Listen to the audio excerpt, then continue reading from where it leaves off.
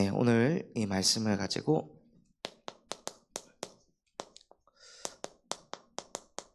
플랫폼 제자를 통한 전도운동이라는 제목으로 하나님께 예배하도록 하겠습니다. 하나님께서 이번 한 주간 저와 여러분에게 무슨 응답을 주셨냐면요, 남은 자의 응답을 주셨습니다. 남은 자, 누가 남은 자입니까? 바로 우리 자신을 보고 하나님께서 너는 남은 자다 말씀하셨습니다. 그런 그 남은 자가 누려야 될 응답이 무엇이 있을까요? 남은 자는요, 무엇을 할 줄 알아야 하냐면 끝낼 줄 아는 자입니다. 우리가 현장에서 뭔가 하다 보면은 기분 나쁜 일을 겪기도 하고 마음이 상하기도 합니다. 상처를 받기도 합니다. 그런데 남은 자는 그거를 예수 그리스도의 이름으로 끝낼 줄 아는 자입니다. 계속 어떻게 그래? 어떻게 사람이 저래? 이걸 계속 파고 들어가서 상처 24, 기분 나쁜 거 24, 짜증 24, 분노 24 하는 것이 아니라요, 그때 하나님, 나는 이거 못 끝내겠으니 십자가에서 모든 것을 끝내신 그리스도께서 대신 끝내주시옵소서 하고, 남은 자는요, 그런 것들이 왔을 때 계속 그걸 24 하는 것이 아니라 예수 그리스도의 이름으로 끝을 낼 수 있는 자입니다. 끝을 내고 무엇하냐? 끝을 내고 하나님과 함께하는 자가 남은 자입니다. 끝내고 또 내 생각하는 게 아니라요, 끝을 내고 하나님과 함께하는 거예요. 끝을 냈더니 하나님이 나를 남은 자로 축복하셔서 하나님께 돌아오게 하셨구나 하고 그 응답을 받으셔야 합니다. 그래서 끝을 내고 하나님과 함께하는 자는요, 아무리 세월이 지나도 그 사람은 남는 자가 됩니다. 누가 이 말하고 저 말해도 흔들리지 않는 남는 자가 되고, 그 남는 자를 넘어서 그 사람은 남길 자의 응답을 받게 하십니다. 저와 여러분은 남은 자에서 끝나는 것이 아니라 세월이 지나도 우리는 남는 자가 될 것이고, 나에게 주신 모든 것을 끝낼 수 있는 능력의 복음을 남길 자로 하나님께서 저와 여러분을 축복하신 줄 믿습니다. 그래서 우리가 이번 한 주간 남은 자가 하나님께로 돌아올 것이라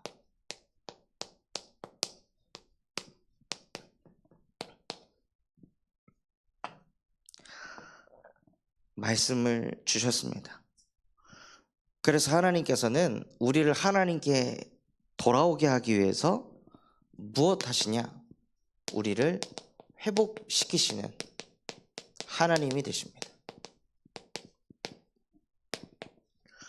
회복시키시는 하나님이 우리와 함께 하시면서 무엇을 회복시켜 가시냐면요, 원래의 나를 회복시켜 가시는 거예요.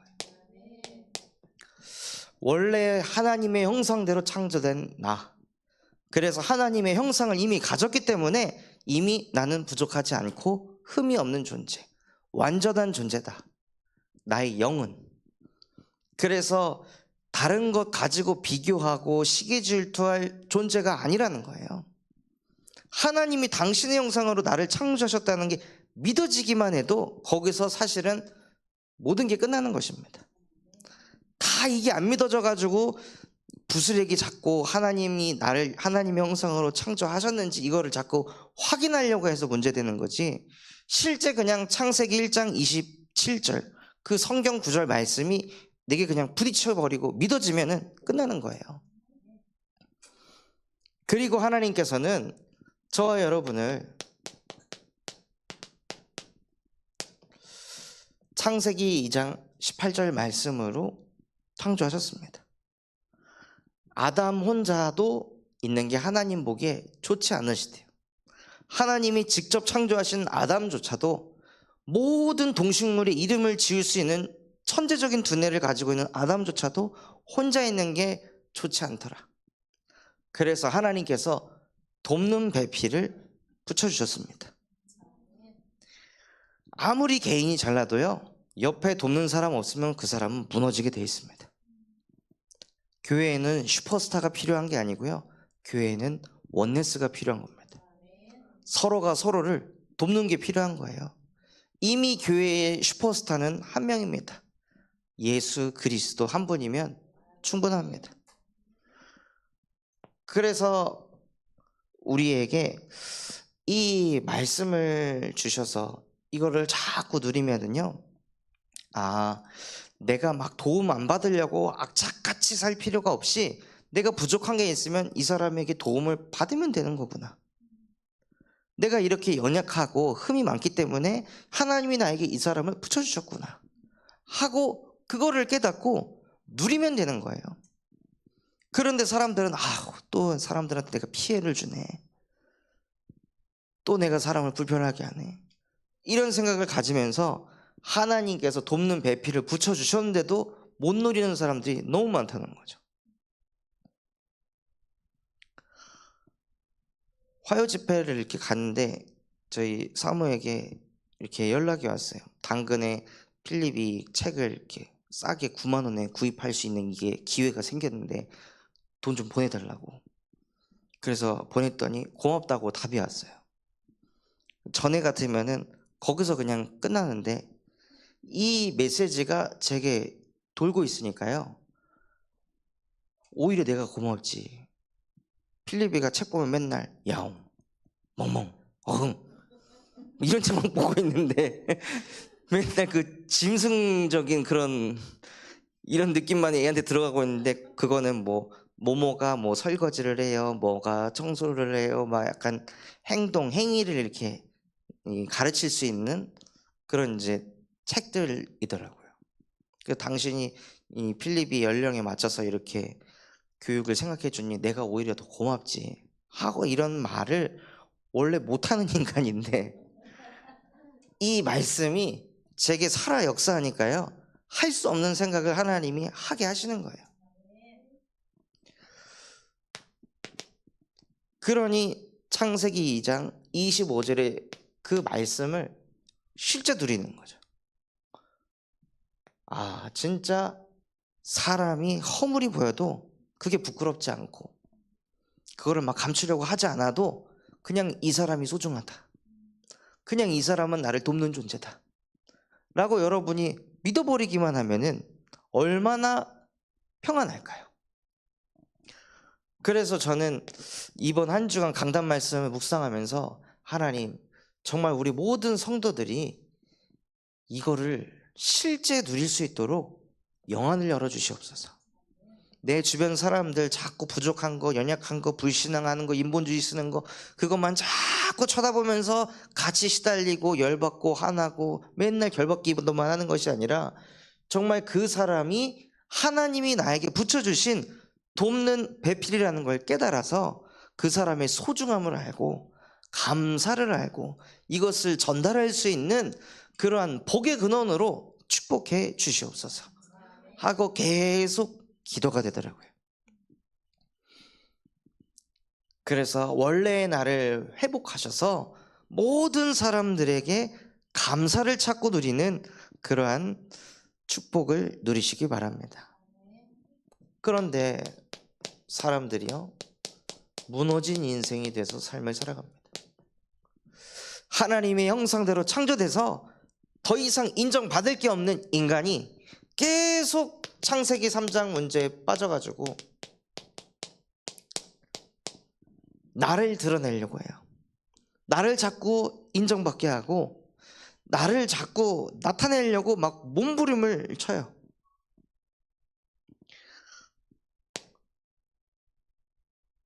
그래서 뭐에 사로잡히냐? 모든 문제의 해결이 물질이라고 착각하고 모든 문제를 해결할 존재가 경제라고 생각하고 모든 문제의 시작은 사람이라고 생각하면서 계속 그 수준에 갇혀가지고 사는 거예요. 그런데 이게 물질이 문제 해결의 방법이라고 깨닫게 되니까 사람들이 뭐에 잡히냐면요, 더 많은 물질을 갖기 위한 성공을 쫓아가는 것입니다. 사람이 모든 문제의 시작이라고 생각하니까 사람을 자기 마음대로 좌지우지할 수 있는 위치에 올라가야 된다라고 생각하는 거예요.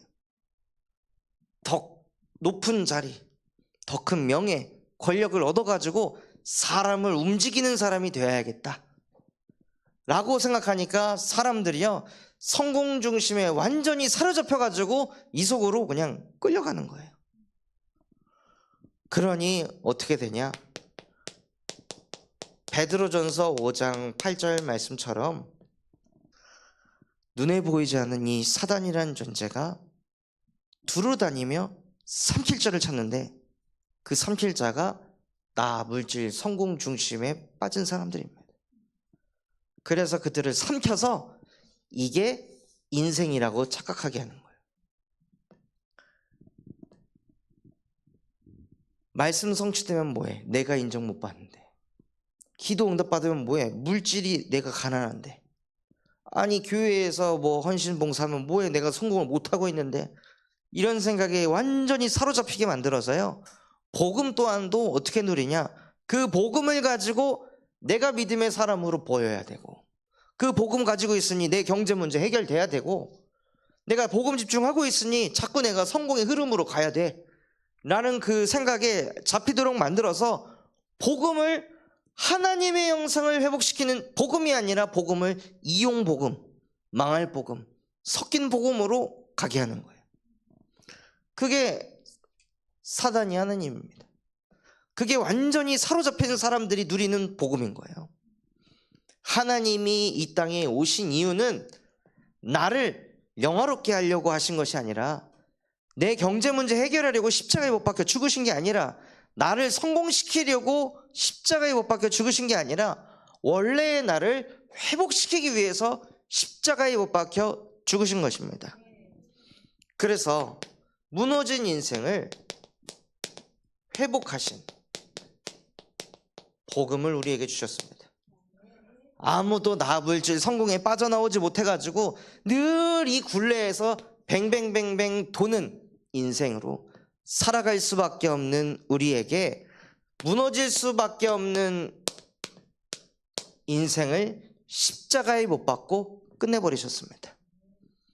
이 흐름으로 끌고 가게 하는 그 모든 흑암의 세력을 십자가에 못 박고, 하나님과 점점 멀어질 수밖에 없는 죄를 십자가에 못 박고, 인간이 아무리 바르게 살고 착하게 살고 경건하게 살아도 몰려오는 저주와 재앙을 십자가에 못 박고 끝내버리셨습니다. 그 예수가 우리의 그리스도이시며 살아계신 하나님의 아들이십니다. 이것을 계속 선포하고 누리시기 바랍니다.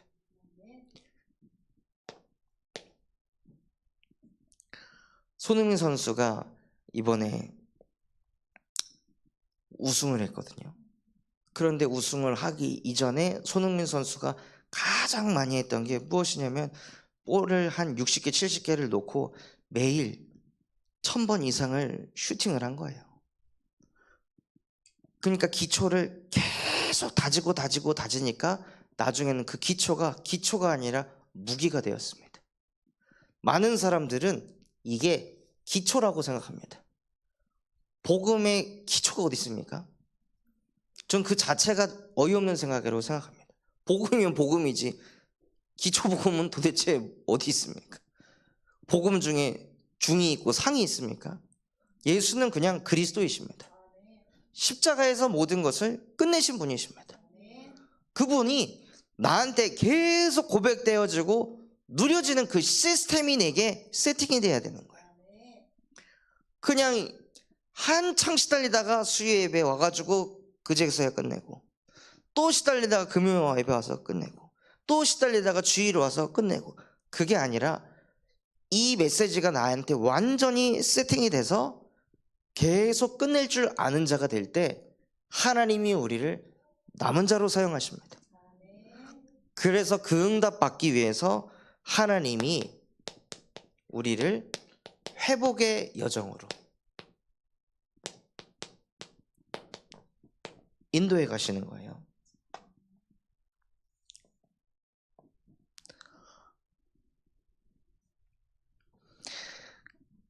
그래서 그 회복을 위해 하나님께서 우리에게 복음 24가 되는 그 축복을 주시는데요. 복음 24가 되기 위해서 꼭 거치는 과정이 무엇이냐? 반드시 무너짐이 있습니다. 무너져야 할 것이 우리 안에 있습니다. 무너지지 않으면 그 다음이 보이질 않는 거예요. 갇혀 있으니까.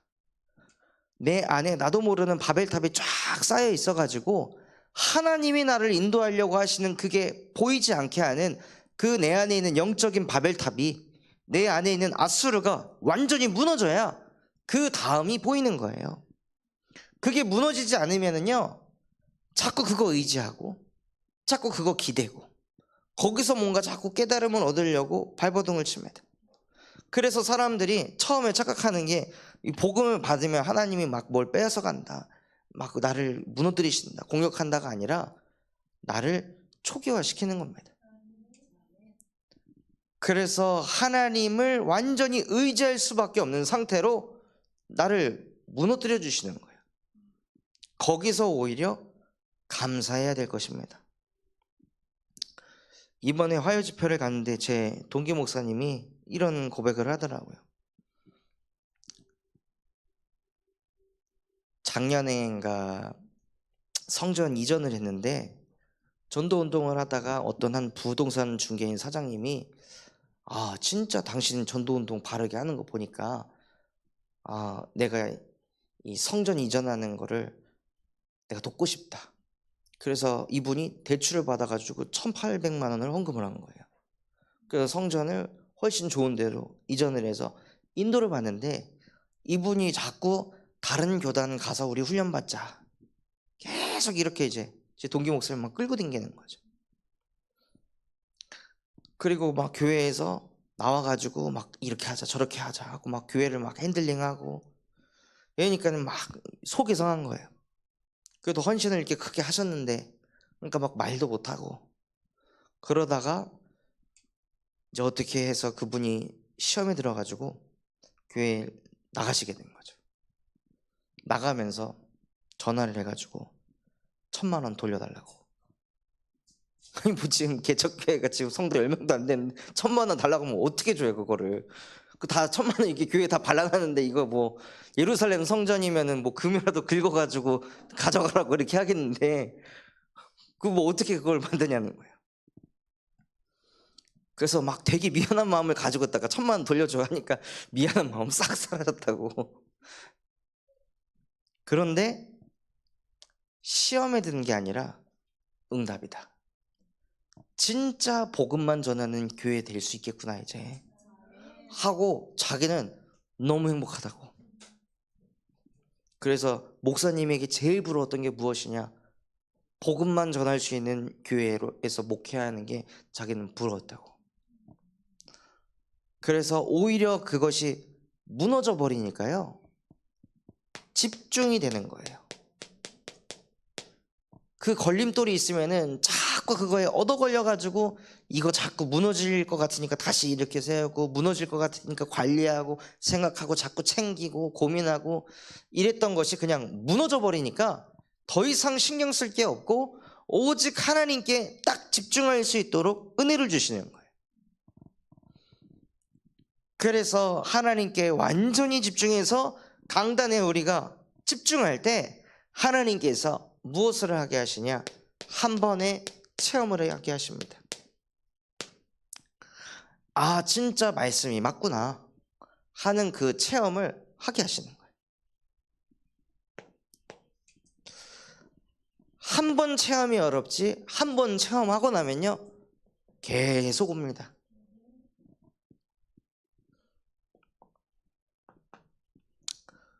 오늘 오전에 한 집사님이 오셔가지고 다락방을 하게 됐습니다. 그분에게 제 간증을 하는데요. 뭐 회사에 취업하게 된 것도 강단, 결혼을 하게 된 것도 강단, 연애를 시작하게 된 것도 강단. 모든 걸 얘기할 때 강단 말씀을 다 말할 수 있는 거예요.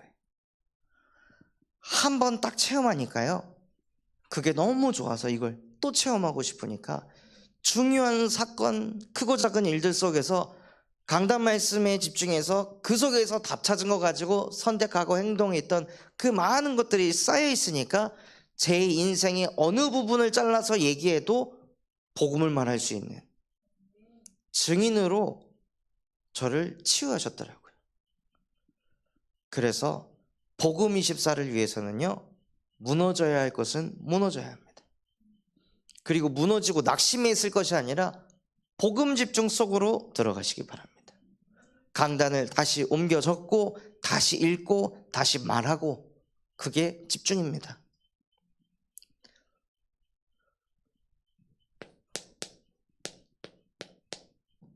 그리고 기도 24를,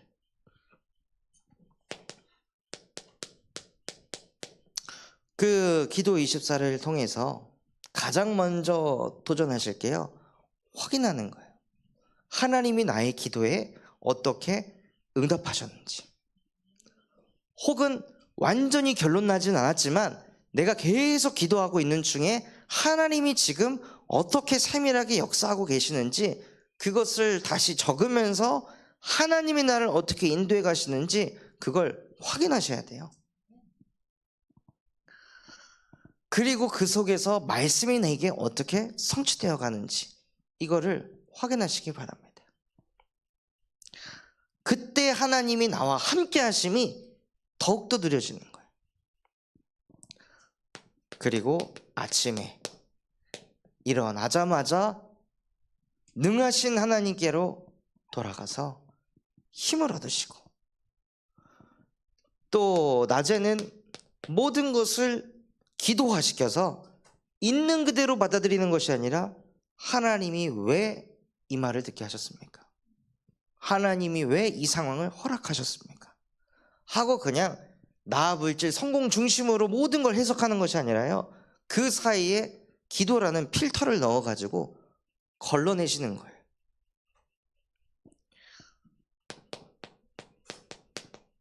그리고 걸러져서 들어왔는데 그것이 내게 해소가 되지 않을 때는 밤 시간에 말씀으로 답을 내는 것입니다. 이거를 계속 하면요, 우리도 모르게 기도가 계속 되어집니다.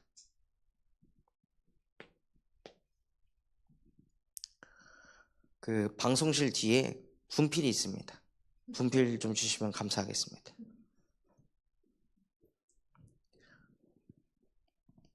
그리고 회복의 여정을 통해서요, 전도 24로, 그래서 현장에 전도의 장을 여는 것입니다. 그것이 무엇이냐면 다락방이에요.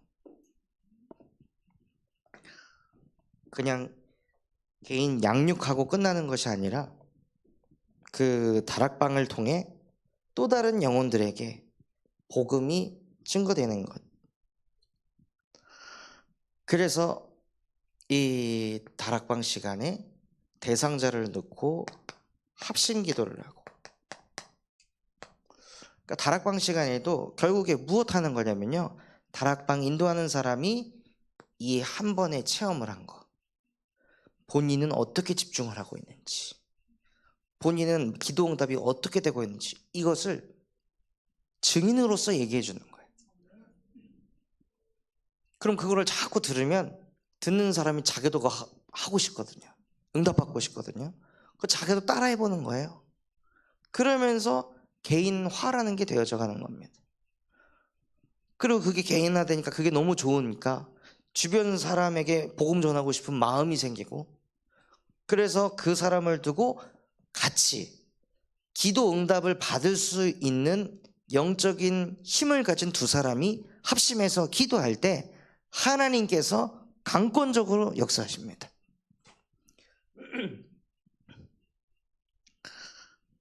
그리고 이 전도 운동이 계속 뻗어가기 위해서는요, 전도자에게 갱신이 있어야 합니다.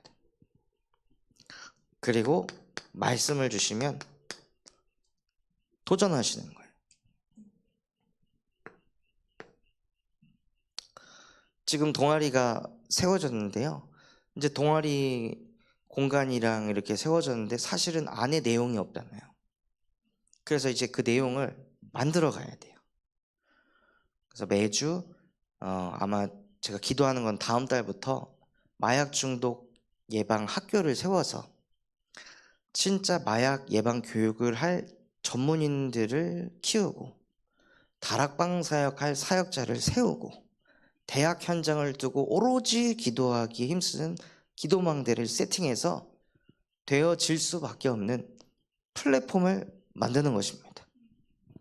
그거를 하기 위해서는 저도 갱신하고 저도 도전하는 거예요. 했던 전도를 그냥 똑같이 반복하면은 똑같은 응답, 나중에는 응답도 안 오는 상태가 오게 될 겁니다.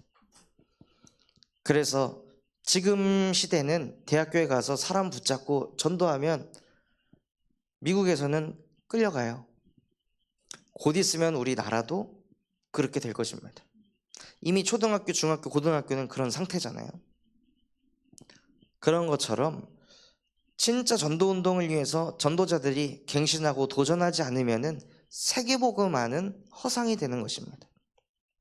그래서 하나님께서 예배를 통해 여러분 마음에 내가 이거 좀 갱신해야겠다, 내가 이 부분 좀 도전해봐야겠다 라는 마음을 주시면은요, 그거를 흘려보내지 말고 하나님, 나에게 갱신하고 도전한다는 사인을 하나님께서 주셨으니 이것 감당할 수 있도록 나에게 성령의 충만함을 주시옵소서.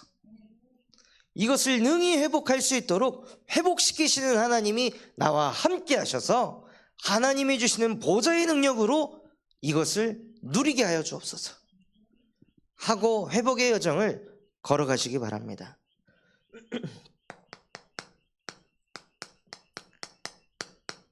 그렇게 우리가 회복의 여정을 걸어가고 있을 때 남은 자가 하나님께로 돌아올 것이라. 우리가 남은 자를 만나러 가는 게 아니라요, 남은 자가 돌아온다고 했습니다.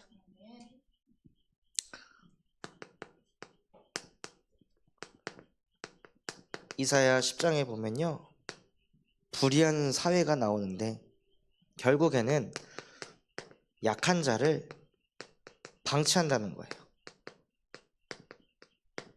영적으로 해석하자면 복음이 없는 자들을 그냥 방치하고 있는 거예요. 결국에는 전도운동 하지 않는 사회라는 것입니다. 나를 회복하신 그 복음을 나만 가지고 있는 그 사회 자체가 불의한 사회, 전도운동을 하지 않는 그 사회 자체가 불의한 사회입니다.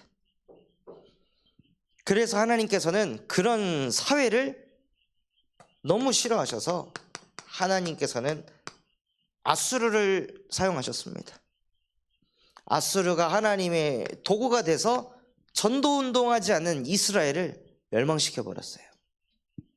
복음을 줬는데, 세계복음화할 수 있는 복음을 주셨는데 그 복음 가지고 그냥 나만 치유받고 나만 은혜 받고 나만 끝내고 딱 그 수준에 머물러 있으니까, 또 그거 가지고 있으면 어떤 상태가 옵니까? 왜 안 끝내? 이 상태 옵니다.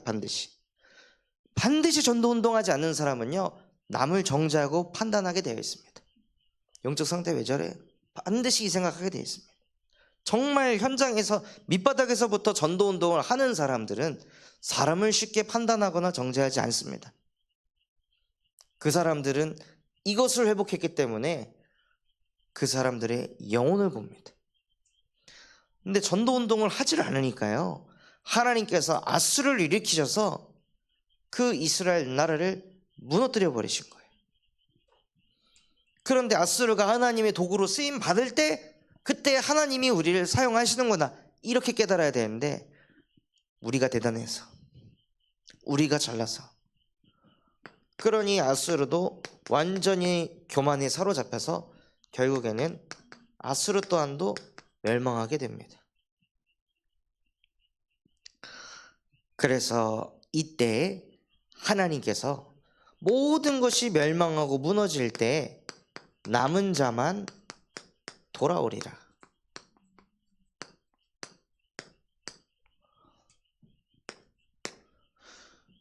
이것은 노력으로 얻는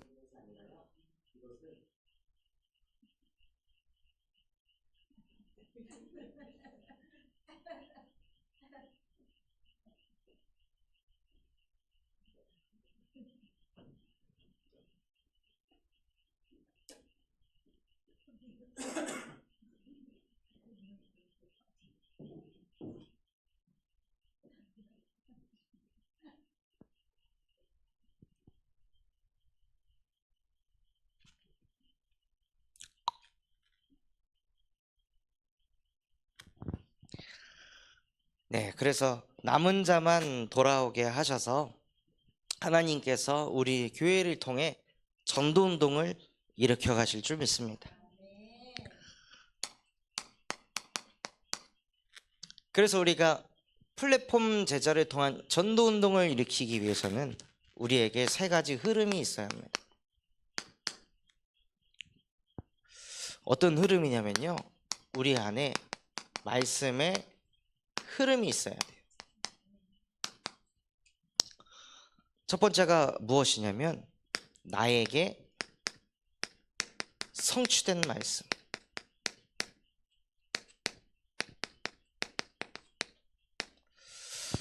누군가가 옆에서 콕 찔러가지고 이번 주 당신에게 성취된 강단 말씀은 뭐예요? 라고 물었을 때 나올 수 있는 말씀이 있냐 이거예요.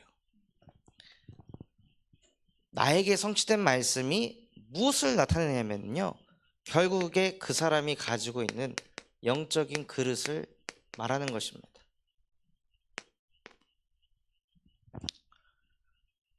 누군가에게는 저 말씀이 성취됐는데 누군가에게는 저 말씀이 성취가 안 돼요. 그럼 그 사람들이 가지고 있는 영적인 그릇에 맞게 하나님께서 말씀으로 응답하는 게 다르다는 거예요. 제가 강단을 선포하지만 무엇을 느끼냐면요, 야, 하나님께서 어떻게 이렇게 정확하게 강단 말씀을 그대로 성취하실까?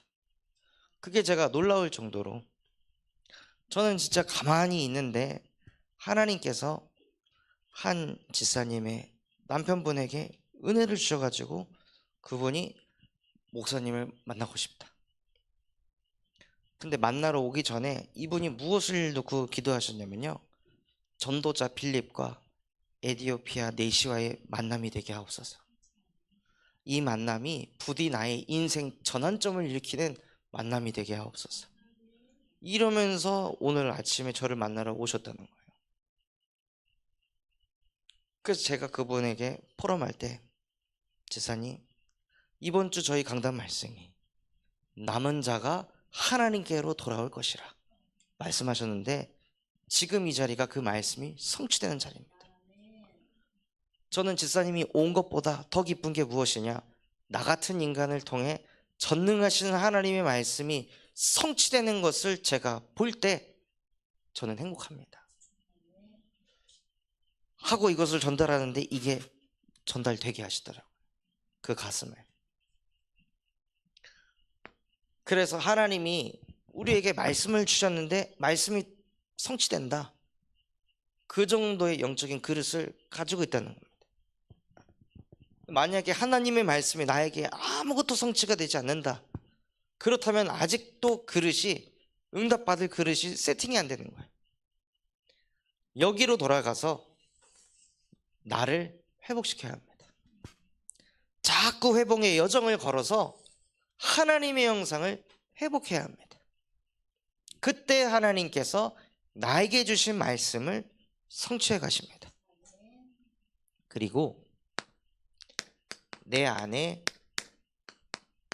흐르는 말씀이 있습니다. 마약 중독자들이 마약을 딱 집어넣으면요, 마약이 어디로 도냐? 피로 돕니다. 그래서 온몸을 싹 돌려요. 그러면서 온몸이 마약에 사로잡힙니다. 우리에게도 뭐가 흘러야 되냐면 말씀이 흘러야 돼요. 하나님의 말씀이 우리에게 흐르는 그것이 무엇을 나타내냐면 우리의 영적 상태를 나타냅니다. 아까 서론에 말씀드렸던 것처럼 내 안에 자꾸 기분 나쁜 그 생각이 자꾸 흐른다. 그게 내 영적 상태인 거예요. 내 안에 나도 모르게 저거 자꾸 갖고 싶은데 갖고 싶은 생각이 계속 돌고 저거 하고 싶은데 저거 하고 싶은 생각이 계속 돈다면 그게 내 영적 상태인 거예요. 그런데 내 안에 흐르는 말씀이 하나님이 나를 회복시키신다. 하나님이 나를 회복의 여정으로 인도하실 것이다. 이게 계속 돈다면 나의 영적 상태가 회복을 갈망하는 영적 상태인 거예요. 그러면은 그 사람은 그 흐름에 맞는 응답을 받게 되어 있습니다.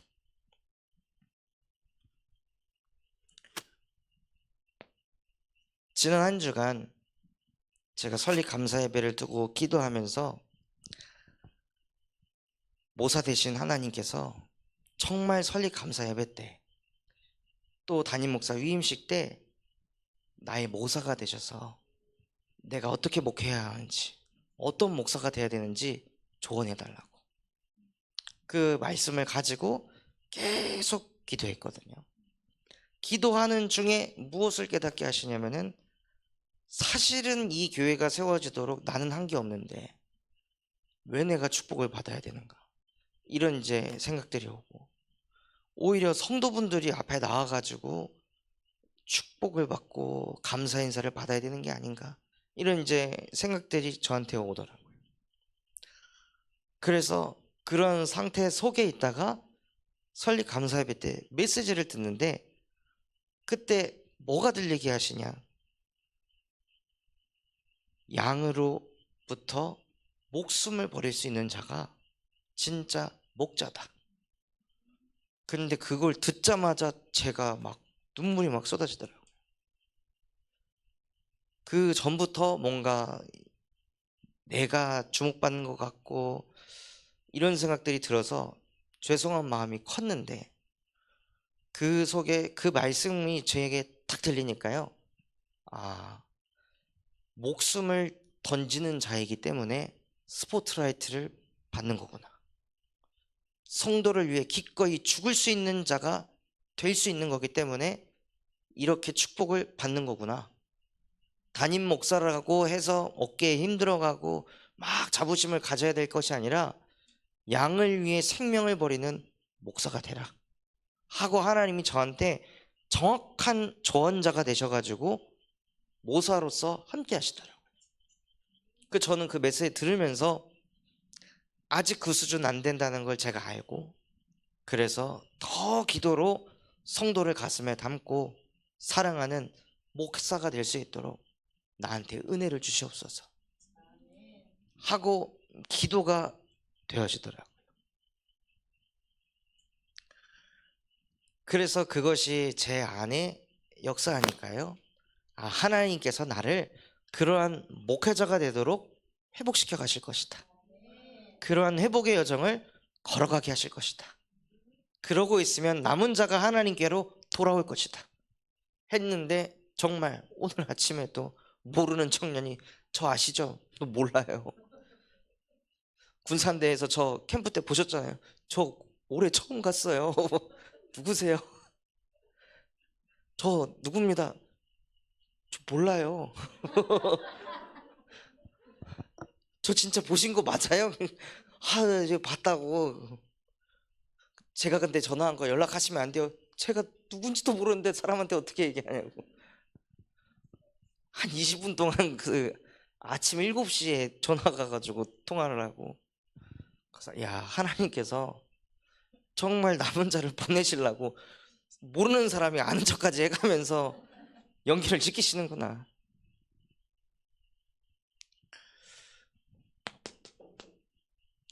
그래서 내 안에 흐르고 있는 말씀이 나의 영적 상태를 나타내고요, 하나님께서는 그 흐름에 맞는 말씀을 주십니다.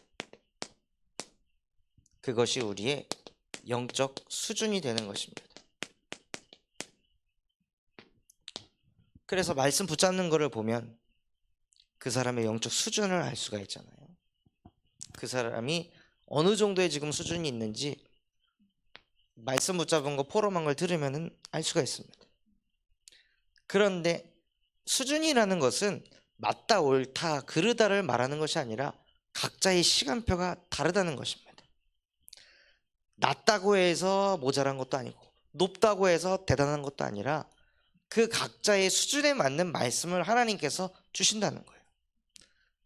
더 안타까운 것은 이것조차 없는 사람들이 더 안타까운 것입니다.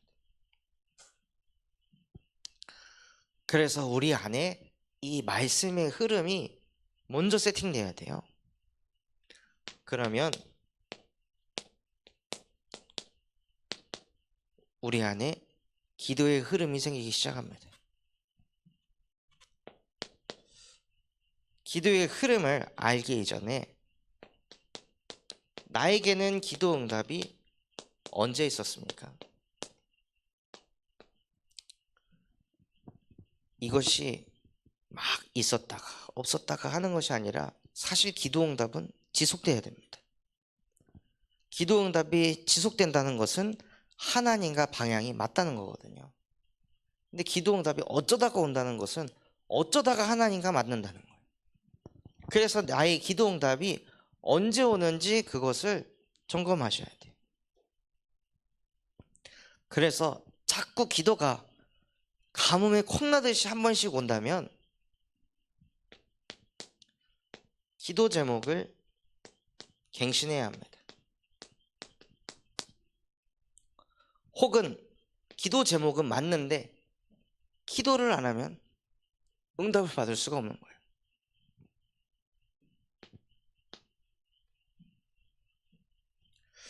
그래서 나의 기도 제목을 갱신해서 기도 응답이 올 수밖에 없는 그 흐름의 축복을 받으시기 바랍니다. 그래서 기도가 어디로 흘러가야 되냐면요, 처음에는 나로부터 시작합니다. 나 자신이 먼저 응답받고 복음화되고 그 기도가 내 가정에까지 흘러가고 그 기도가 내가 만나는 만남에 전달되고 그 기도가 내가 가지고 있는 업 속에 그리고 내가 살고 있는 지역에까지 계속 그 기도가 뻗어가야 되는 거예요.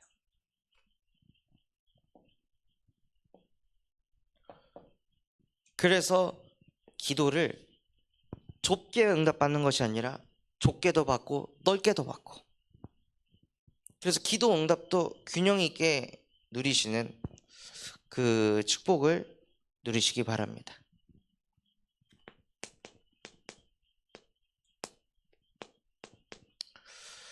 이렇게 말씀의 흐름 속에 있고 기도의 흐름이 내 안에 세팅이 되면은요, 하나님께서 전도의 흐름으로 인도해 가십니다. 그래서 가장 먼저 확인할 것이 나를 통한 구원의 역사가 언제 이루어졌는지, 구원의 역사가 지금 나에게 끊어지진 않는지, 그리고 한 주간 나의 삶 속에 전도를 위한 모임이 있는지, 이것이 내 삶 속에 흘러야 되는 거예요.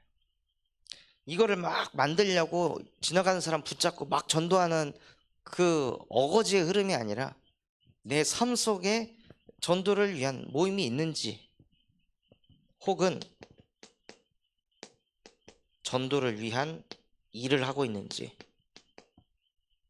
그것이 우리에게 중요한 것입니다. 어떤 한 장로님이 광고 회사를 운영하고 있었는데 이분이 삼성, 소니 이런 대기업들, 청와대 이런 데 마케팅을 하시던 분이었어요. 아주 잘 나가시던 분이었는데 어느 날 회사에 그 생수를 갈아주는 분 일하는 걸 봤는데 생수통 옆에 복음 메시지가 붙어 있는 거예요. 그래서 아니 사장님 이거 이렇게 붙이시면은 괜찮습니까? 손해 안 보입니까? 아, 손해 많이 보죠. 욕도 많이 합니다. 와가지고 막 정수기 걷어차고 이거 찌더라고 막 하는 사람들도 있습니다. 그런데 저는 주 목적이 복음을 전하는 것입니다. 영업을 많이 뛰어가지고 매출을 끌어올리는 게 제 목적이 아니라 저는 이거를 통해 단 한 사람에게도 한 사람에게라도 복음을 전할 수 있다면 저는 그게 가치 있는 일이라 생각합니다.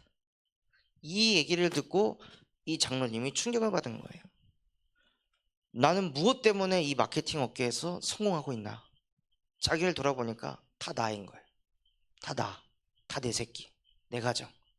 딱 이거를 위해 돈을 벌고 있다는 자기 자신을 발견하고 그 잘 나가던 회사를 접어버리고 비영리 단체를 만들어서 복음의 전함이라는 단체를 만들어요.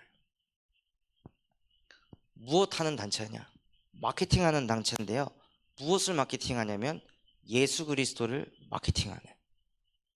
그래서 이제 가끔 수도권에 가보면은요, 뭐 하나님은 당신을 사랑하십니다. 이런 이제 광고가 엄청 크게 나와 있는 것들, God is love 이런 것들 다 그 단체에서 마케팅하는 거더라고요. 그래서 이분이 뭘 기도 제목으로 딱 붙잡았냐면 전 세계에 이 복음을 알리고 해야겠다. 그러면 어디인가?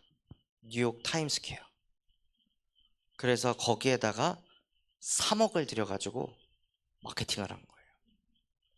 뉴욕 타임스퀘어 한복판에다가 엄청 큰 곳에 눈을 감아 보세요.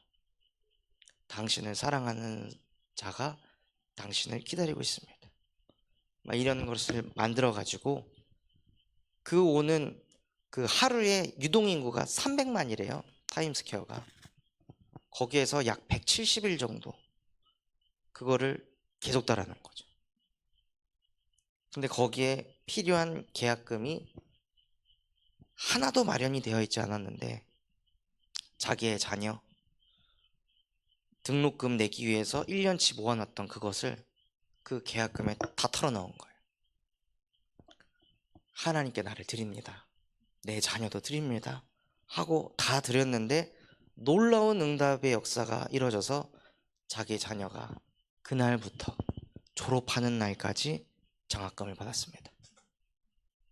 하고 응답을 받고 그 3억 원의 이 마케팅 비용을 다 응답받게 돼가지고 거기에다가 내걸고 수많은 사람들이 연락이 왔다는 거예요. 그러면서 주변 사람들이 아니 그렇게 돈 많이 투자해가지고 매출을 어떻게 올리냐, 영업이익을 어떻게 하냐 라는 이렇게 질문을 받았는데 이분의 하시는 대답에 눈물이 나더라고요. 3억을 들여서 우리의 영업이익은 9원입니다. 탁 하는데 야, 이분은 정말 하나님의 형상을 회복하신 분이구나. 아, 어떻게 매출을 9원이라고 생각할 수 있었을까? 근데 그 한 명의 구원이 천국에서 잔치가 일어날 만큼 어마어마한 매출이잖아요. 영적으로 따진다면. 잔치를 벌이려면 얼마나 돈이 많이 들어가겠어요. 그처럼 전도를 위한 일을. 그래서 마지막 인터뷰에 하나님께서 당신이 하는 일을 보고 뭐라 말씀하실 것 같습니까? 하니까 갑자기 막 울먹이시더니 그냥 잘했다 라고 해주셨으면 좋겠다. 그게 사실 최고의 칭찬 아닐까요? 사람이 잘했다가 아니라 우리가 전도를 위해 헌신하고 희생하고 때론 자존심도 버리고 기분도 상하기도 하고 그런 모든 일을 통해 정말로 하나님을 위한 일을 행하면서 나갈 때 하나님이 내 마음속에 너 잘했다. 너 수고했다 라고 인정받을 때 전도자는 가장 행복할 것 같습니다. 그래서 우리 안에 말씀의 흐름, 기도의 흐름, 전도의 흐름을 세팅할 때요, 그 사람이 플랫폼 제자가 돼서 그 제자를 통한 전도 운동이 일어납니다.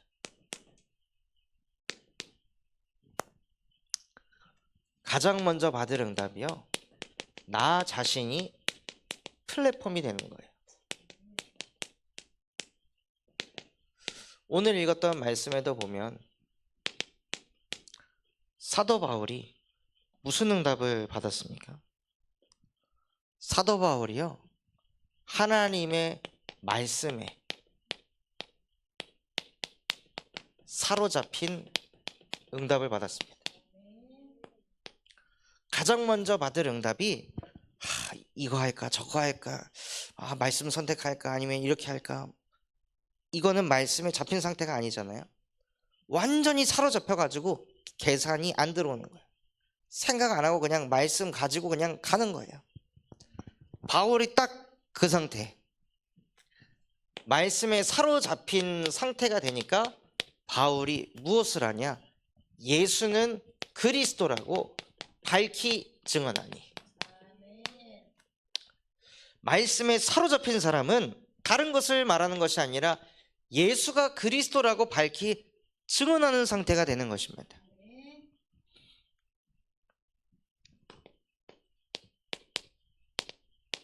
그리고 나서 바울이 무엇을 하냐면요, 노방전도를 했어요.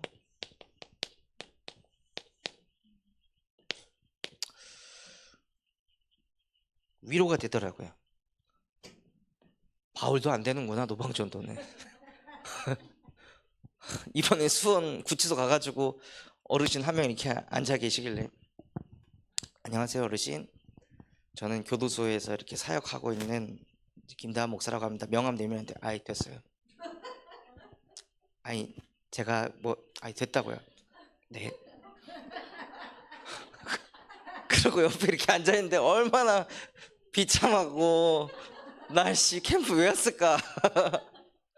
교회 가서 뭘 말해야 되나 이거. 너무 막 창피하고 비참하고 막 이런 상태에 있는데 사무엘 목사님 오셔가지고, 목사님 한 건 했습니다 하고 이렇게 보름하시는 거야. 난 한 건도 못했는데. 마치 막 뭐 영업하러 간 것처럼 그 영접 못 시키고 이렇게 뭐 못 따내고 이러니까 갑자기 막 주눅 들고 비참해지고 막 그러더라고요. 그랬는데 이번에 이 말씀 읽으면서 바울도 안 되는구나, 노방전도는. 복음 전했더니 오히려 그들이 대적하고 비방했다고 했습니다. 그래서 바울이 옷을 털고 에라이 하고 너한테 복음 안 전해 하고 나온 거예요. 그런데 우리는 바울도 어려워하는 노방전도를 캠프 때마다 하니 당연히 얼마나 힘들고 시달리겠어요.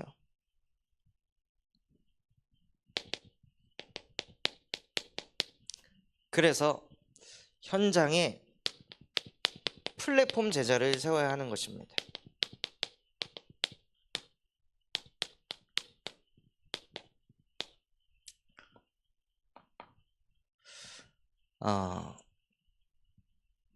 바울이 노방전도를 하다가 안 되니 이렇게 전도 운동하는 게 아니구나 라는 거를 깨닫고 하나님을 경외하는 자 디도, 유스도의 집에 들어가 그 집에서 다락방을 하는 거예요. 이 사람이 누구냐? 이 사람은 이방인이었습니다. 다민족 사람 한 사람 데리고 그 집에 거하면서 다락방을 한 거예요. 근데 이 사람은 어떤 사람이냐? 하나님을 경외하는 사람. 하나님을 너무 믿고 싶은데 유일신 하나님을 믿기는 하지만 이것을 어떻게 믿고 어떻게 누려야 되는지 모르는 사람. 그런 사람을 데리고 다락방을 한 거예요. 안 듣고 싶은 사람을 어거지로 막 뭐 사주고 먹이고 입히고 이래가지고 꾸역꾸역 복음을 쑤셔넣는 것이 아니라 복음을 스폰지처럼 빨아들일 수 있는 사람을 데리고 다락방을 하는 거예요. 그런데 그 디도 유스도가 살고 있던 집이 어디였냐? 바로 회당 옆이었던 거예요. 그러니 복음을 스폰지처럼 빨아들일 수 있는 사람과 어디서 하냐면 사람이 또 유입될 수 있을 만한 곳에서 다락방을 하는 거예요. 그러니까 하나님께서 이 회당 옆에 있는 이 가정에 회당을 오는 사람들을 붙이시는 거죠. 이 디도 유스도가 가서 말할 거 아니에요. 우리 집에서 성경 공부하는데 너 한번 들어볼래? 그러면은 회당 옆이니까 가기 쉬운 거죠. 예루살렘 교회 가자면 그게 뭔데? 그냥 바로 옆에 있는 곳에 가서 우리 다락방 하자 하니까 쉬운 거예요. 그런데 그거를 하고 있는데 하나님께서 누구를 보내시냐? 사도행전 18장 8절에 보면 회당장 그리스보를 보내십니다.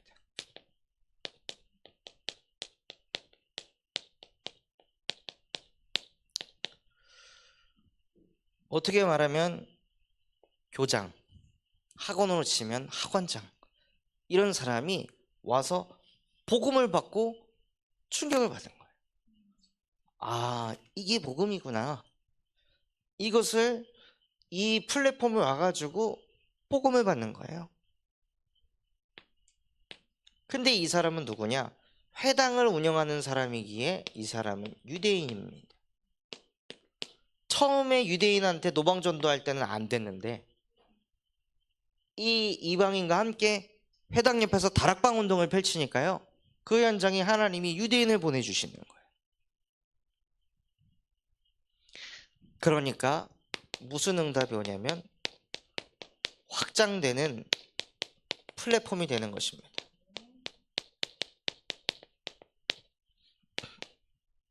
그러니까 다락방을 했을 때 한 사람만 주구장창하는 것이 아니라 사실은 올바른 다락방은 확산이 됩니다. 그래서 어떻게 확산되게 하시냐? 사도행전 18장 8절에 보면 또 회당장 그리스보가 온 집안과 더불어 주를 믿으며, 온 집안 사람들에게 복음이 뻗어가게 하셨습니다. 그리고 이 사람이 회당장이잖아요. 그러니까 회당이 오는 수많은 고린도 사람들을 데리고 또 오는 거예요. 디도 유스도는 회당장 그리스보 한 사람하고 친해서 이 사람을 전도해서 데려왔는데 이 그리스보가 은혜를 받으니 자기 주변에 있는 온 집안 식구들, 수많은 그리스도인들을 그 다락방 현장으로 다 데리고 오는 거죠. 그게 다락방 전도운동입니다.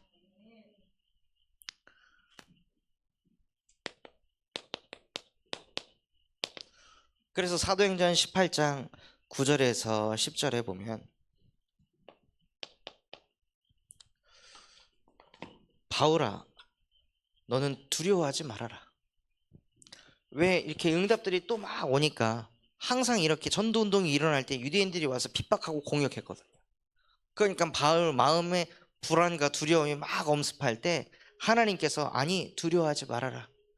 이 지역에 너를 해칠 자가 없을 것이다.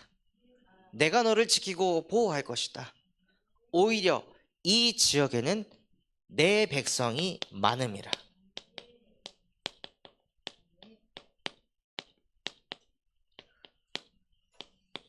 아직 바울이 복음 안 전했잖아요.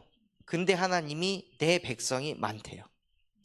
즉 구원 받을 자는 작정되어 있다는 것입니다. 그 사람들을 이러한 플랫폼에 보내신다는 거예요.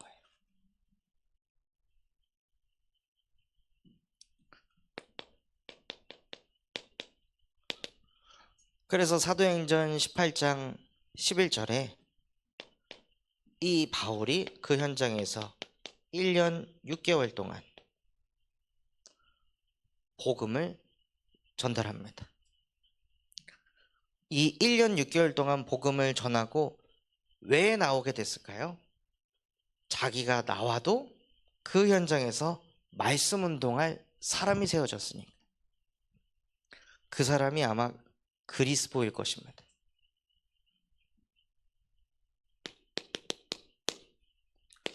그래서 제가 기도하는 것은 이 다락방 운동을 펼쳐낼 수 있도록 기도하고 있습니다. 그래서 진짜 우리 교회가 그 다락방 실제 회복시키는,